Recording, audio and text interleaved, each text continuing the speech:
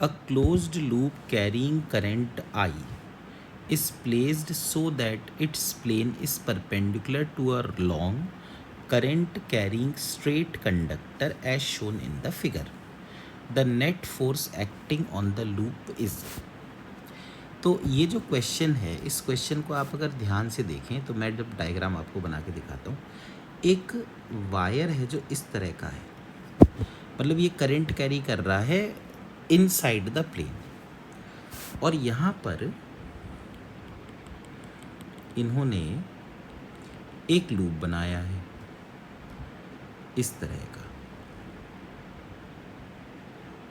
ऐसे,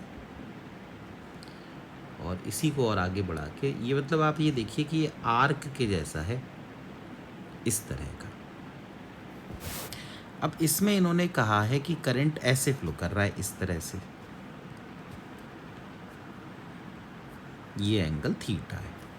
तो हमसे पूछ रहे हैं इस लूप पर फोर्स कितनी लगेगी। तो अगर आप यहाँ पर इस करंट की वजह से मैग्नेटिक फील्ड की लाइंस बनाएं तो they will form concentric circles इस तरह से, फिर और ऐसे, और यहाँ पर आप देखिए कि जो मैग्नेटिक फील्ड है वो बिल्कुल इस लूप की जो कर्व्ड लाइन है, आर्क जो है उसके पैरेलल होते हुए जाएगी।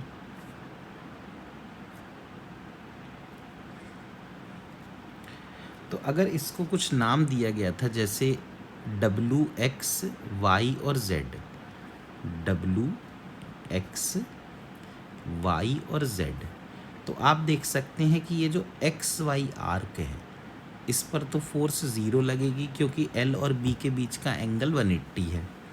ऐसे ही जो ये वाला है इस पर भी फोर्स ज़ीरो लगेगी क्योंकि L और B के बीच का एंगल 0 डिग्री है। अब ये जो WX वाला हिस्सा है, ये देखिए WX वाला हिस्सा, ये इस पर जो फोर्स लगनी चाहिए, अगर आप फ्लेमिंग का लेफ्ट हैंड रूल या राइट हैंड थंब रूल लगाएं तो आप खुद देख सकते हैं कि इस पर जो फोर्स लगनी चाहिए वो डॉट ऐसे ऊपर की तरफ लगनी चाहिए, और ये जो ZY वाला हिस्सा है इस पर जो फोर्स लगनी चाहिए वो क्रॉस लगनी चाहिए। तो जितनी फोर्स डॉट उस XW पे लगेगी उतनी ही फोर्स क्रॉस इस ZY पे लगेगी। तो इसलिए जो नेट फोर्स आ जाएगी वो नेट फोर्स आनी चाहिए 0। तो यहाँ पर अगर नेट फोर्स 0 आ रही है तो आंसर हो जाएगा ऑप्शन नंबर A।